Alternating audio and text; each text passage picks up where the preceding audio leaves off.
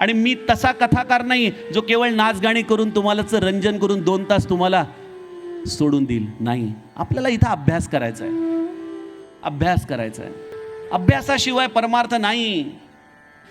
अहो, आमच्या भगवद्गीतेमध्ये प्रत्यक्ष भगवंत समोर उभा आहे आणि अर्जुन त्याला म्हणतो, काय करू, माझं मन ताळ्यावर नाही. अरे वायू 2 हातांनी थांबवण्या इतकं मनाला सांभाळणं अवघड आहे कृष्णा. काय करू, काय करू?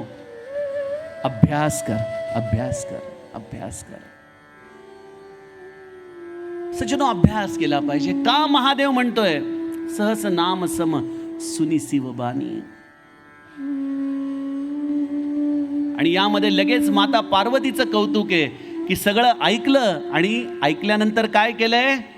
जपी जे ही पिय संग भवानी. आम्ही सगळं ऐकतो, हा छान झाली कथा, भोजनाची व्यवस्था उत्तम होती बरं का.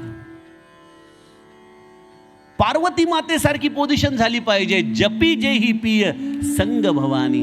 आता बस, आता रामनामाशिवाय दुसरं काही नाही.